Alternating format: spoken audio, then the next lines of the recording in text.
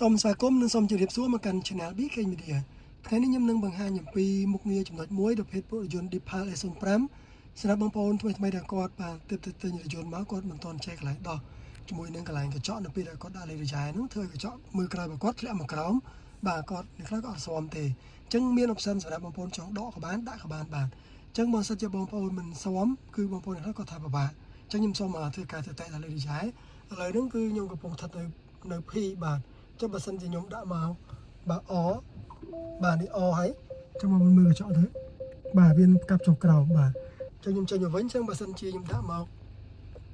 បាទមក P វិញបាទកញ្ចក់របស់ខ្ញុំគឺវានឹងលូតមកធម្មតាវិញបាទអញ្ចឹងបងប្អូនអាចដោះជាមួយនឹងមុខងារនេះបានបើសិនជាបងគិតថារំខានឬក៏មិនចូលចិត្តឬក៏មិនចេះប្រើបងប្អូនចូលមកកន្លែងបាទ interface LAN បងប្អូនមកចូលកន្លែងរូប LAN នេះបាទរូប LAN នេះបាទបន្តទៅទៀតបងប្អូនចូលមកពាក្យថា body បាទ body នេះ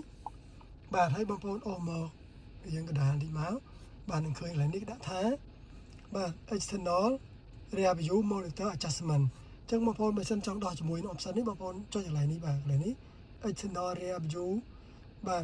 mirror reverse បាទ reverse គឺថយក្រោយបាទ reverse assist អញ្ចឹងបងប្អូនដោះហ្នឹងមកបាទដោះពីមកនេះបាទដោះហ្នឹងគឺពណ៌សមានពណ៌20ទេបើសិនជាយើងបើកវិញគឺដូច្នេះយើងបើកយើងដោះចេញហើយយើងធ្វើការដាក់អមួយសាទៀតបាទកញ្ចក់នៅដដែលបាទ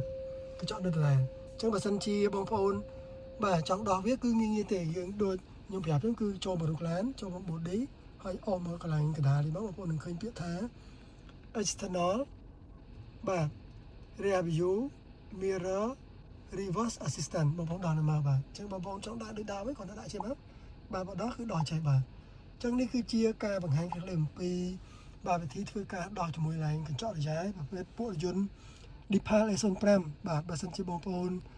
បាទចង់ដោះគឺដោះបានឬដាក់វិញក៏បានបាទមានតែប៉ុណ្ណឹងបាទមានចំណុចណាលុះខាត់សូមខន្តីអភ័យទោស Channel BK Media ផងសូមជួយ Subscribe Channel BK Media ផងដើម្បីទទួលបានវីដេអូថ្មីៗបន្តទៀតសម្រាប់បងប្អូនដែលមិនទាន់បានជួយ Subscribe ហើយសូមជួយ share វីដេអូនេះបន្តផងដើម្បីចែកចាយចំណេះដឹងនេះទៅកាន់អ្នកដែលគាត់ជិះរថយន្ត Deepal S05 ឲ្យគាត់ចេះដោះជាមួយនឹងកន្លែងកញ្ចក់រយ៉ែក្រោយបើសិនគាត់មិនចេះប្រើឲ្យគាត់ចេះផងជាចុងក្រោយសូមជម្រាបលាបងប្អូន